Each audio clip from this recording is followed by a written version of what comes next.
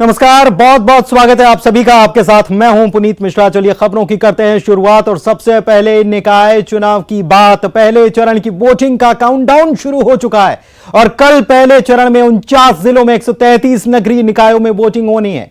इनमें 11 नगर पालिका निगम है तो 36 नगर पालिकाएं और 86 नगर परिषद के लिए मतदान होना है और इसके लिए 13,148 मतदान केंद्र बनाए गए हैं। इन मतदान केंद्रों में 3500 से ज्यादा संवेदनशील मतदान केंद्र हैं और ऐसे संवेदनशील मतदान केंद्रों पर ड्रोन से निगरानी की जाएगी, ड्रोन से नजर रखी जाएगी। शराब और पैसा बांटने वालों पर राज्य निर्वाचन आयोग की खास नजर बनी हुई है। मतदान को लेकर सारी तैयारियां हो चुकी हैं, बूथों पर मतदान कर्मी भी पहुंच चुके हैं। तो निकाय चुनाव की रणभेरी बच चुकी है और शहर के संग्राम के लिए वोटिंग में अब ज्यादा वक्त बचा नहीं है। करीब 12 घंटे आप समझ लीजिए कि बचे हैं और 12 घंटे के बाद वोटिंग शुरू हो जाएगी। जमकर मतदान कीजिए, अपनी शहर की सरकार को चुनिए।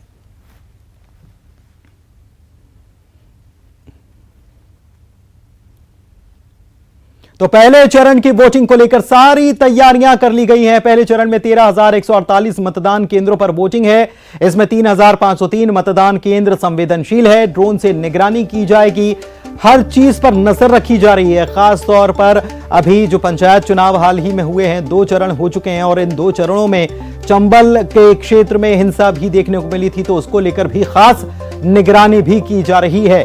11 नगर निगमों में भी कल वोटिंग होनी है, जिसमें भोपाल, इंदौर, खंडवा, छिंदवाड़ा, सतना, सिंगरौली, जबलपुर, ग्वालियर ये सभी शामिल है। तो यहां वोटिंग होनी है। इसके अलावा कुल मिलाकर 133 नगरीय निकाय हैं जिनकी सीमाओं को सील कर दिया गया है और मतदान के लिए सुरक्षा के तगड़े इंतजाम किए गए हैं। ड्रोन का इस्तेमाल भी किया जाएगा निगरानी के लिए। और नगर निगमों की अगर बात की जाए तो यहां पर नगर निगमों में मतदान के लिए 2 ईवीएम रखी जाएंगी, क्योंकि एक से महापौर का चुनाव करना है और एक से पार्षद का। देखिए, हमारे इस दौर में जो 13,148 मतदान केंद्र हैं और 3503 मतदान केंद्र संवेदनशील है। संवेदनशील मतदान केंद्रों में हमारी सुरक्षा व्यवस्था सामान्य मतदान केंद्रों से अधिक होती है, पर नगरीय क्षेत्र में हमारे मोबाइल घूम रहे होते हैं, सेक्टर मजिस्ट्रेट होते हैं, अन्य अधिकारी भी होते हैं और जो लगातार राउंड लेते रहते हैं। जिन लोगों ने भी गड़बड़ी करने की कोशिश की उनको बहुत ही ज्यादा पछताना पड़ेगा और उसको लंबे समय तक उनकी सजा भुगतनी पड़ेगी। इसलिए ये किसी की भी हिम्मत कायदे से तो नहीं होनी चाहिए। और निकाय चुनाव को लेकर सुरक्षा के भी पुख्ता इंतजाम किए गए, जैसा अधिकारी आपको बता रहे थे। सचिव हैं जिला राज्य निर्वाचन आयोग के। 45,000 पुलिस जवानों की तैनाती की गई है। उनकी सुरक्षा में वोटिंग होगी, उनको सुरक्षा की जिम्मेदारी दी गई है। 150 आईपीएस अफसरों को भी मैदान में तैनात किया गया है। पुलिस कमिश्नर मकरंद देउस्कर से बात की हमारे संवाददाता।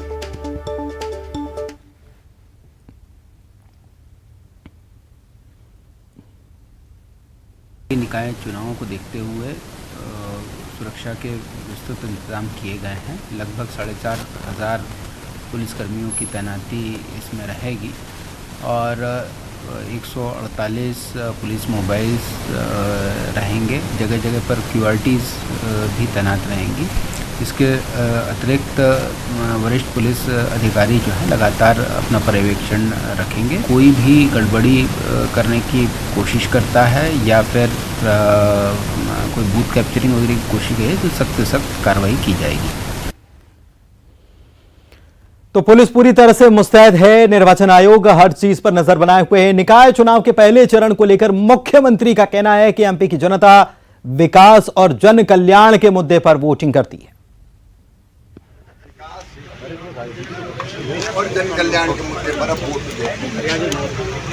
और दोनों मुद्दों पर भारतीय जनता पार्टी की सरकार में माननीय प्रधानमंत्री श्रीमान नरेंद्र मोदी जी के नेतृत्व में केंद्र सरकार में और यह राज्य सरकार में न केवल जन कल्याणकारी योजनाओं को लोगों तक पहुंचाया है, बल्कि विकास के कामों का भी एक नया रिकॉर्ड बनाया है।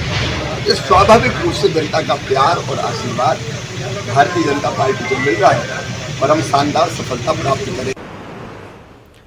तो निकाय चुनाव का पहला चरण है और पहले चरण के लिए इंतजाम जो है वो पूरे कर लिए गए हैं। हालांकि बारिश भी हो रही है, मानसून आ चुका है, तो ऐसे में कई जगहों पर कुछ दिक्कतें भी जरूर आई हैं, लेकिन बाहर पूरी तैनाती कर ली गई। देखिए, ये हम आपको बता रहे हैं कि महापौर और पार्षद पद के उम्मीदवारों के लिए अलग अलग ईवीएम जो होनी है उसके लिए भी तस्वीरें हमने दिखाई कि कैसे व्यवस्था होगी, और 2 वोट डालने पड़ेंगे, एक वोटर को महापौर के लिए अलग और पार्षद प्रत्याशी के लिए अलग।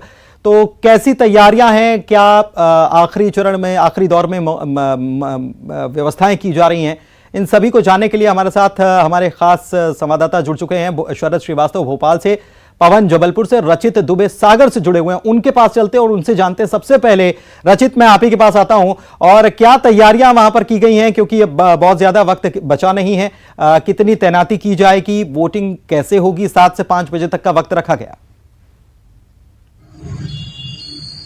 जी सुमित, जो कोरोना और इन सब के बाद प्रदेश में 7 साल के बाद नगरीय निकाय और नगर पालिका नगर परिषद के चुनाव हो रहे हैं। पहले चरण में सागर में 6 निकायों में चुनाव है। अगर देखा जाए तो नगर निगम के लिए जो है वो पार्षदों के लिए अलग वोट डाले जाएंगे और महापौर के लिए अलग वोट डाले जाएंगे, लेकिन नगर पालिका और नगर परिषद में इस बार सिर्फ पार्षदों के लिए वोट डाले जाएंगे। यहाँ सिंगल ईवीएम होगी और नगर पालिका के लिए सिर्फ पार्षद को वोट डाले जाएंगे, जबकि नगर निकायों में तो इसके लिए जो व्यवस्थाएं हैं 1576 मतदान केंद्र जिले के 6 निकायों में बनाए गए हैं। सुरक्षा के कड़े बंदोबस्त किए गए हैं। बारिश को देखते हुए वाटर प्रूफ बाहर जो पंडाल है वो मतदान केंद्र के बाहर लगाए गए हैं, ताकि बारिश हो तो जो मतदाता वहां पहुंचेंगे उनके लिए कोई परेशानी का सामना ना करना पड़े। जो संवेदनशील बूथ हैं उन पर सुरक्षा व्यवस्था काफी तगड़ी की गई है। प्रशासन और जो सुरक्षा कर्मी हैं वो लगातार मुस्तैदी से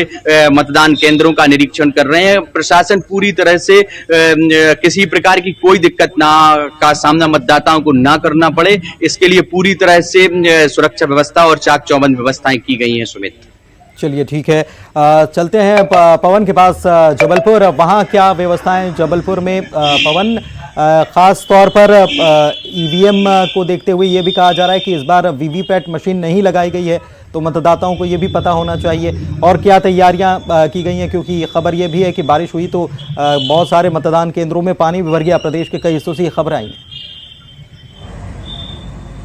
जी बिल्कुल सुमित, जबलपुर में भी ऐसी ही कुछ तस्वीरें शायद देखने को मिल सकती हैं।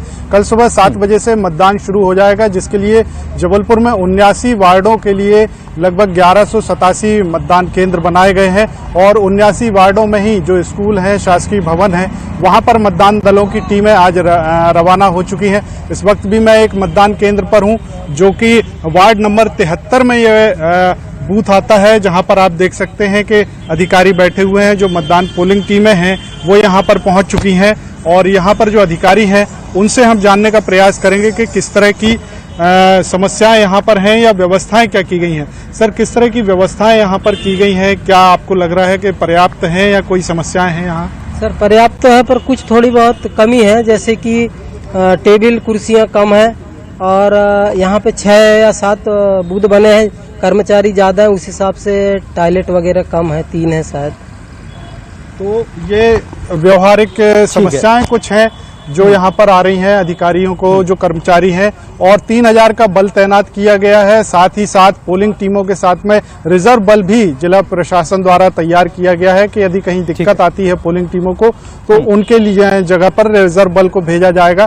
पानी की जो समस्या है वो बनी हुई है, और बारिश अगर होती है तो ये खुला मैदान है, जहाँ पर अगर वोट डालने जो लोग आएंगे, बारिश होती है तो उन्हें पानी के कारण परेशानी हो सकती है। चलिए ठीक है, शरद के पास चलते हैं। शरद, पूरे प्रदेश से ऐसी खबरें आ रही कि कई मतदान केंद्रों में पानी भर गया, बारिश हुई, और ऐसे में वहां क्या अभी निर्वाचन आयोग तक खबर पहुंच गई, क्या व्यवस्थाएं उसके लिए की जा रही हैं, कुछ कदम उठाए जा रहे हैं? क्योंकि मतदान करने के लिए जब मतदाता पहुंचेंगे और पानी भरा हुआ होगा तो कैसे वोटिंग हो पाएगी?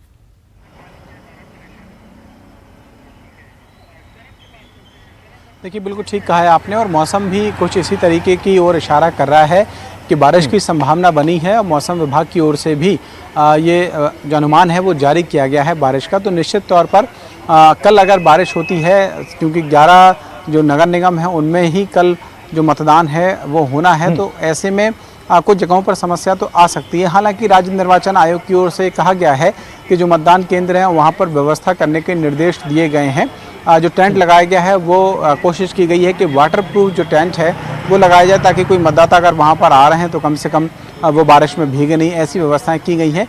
लेकिन ये व्यवस्थाएं भी एक निश्चित समय अवधि के लिए ही काम कर पाएंगी, क्योंकि अगर बारिश का अनुमान जैसा कि जताया जा रहा है उसी अनुपात में हो जाती है तो फिर निश्चित ही कई जगहों पर ये परेशानी सामने आ सकती है। फिर ऐसे में देखना होगा कि आखिरकार क्या परिस्थितियां बनती हैं, और ये अनुमान भी कहीं ना कहीं लगाया जा रहा है कि अगर बारिश के हालात रहते हैं तो फिर हो सकता है कि जो वोट का प्रतिशत है वो कम हो।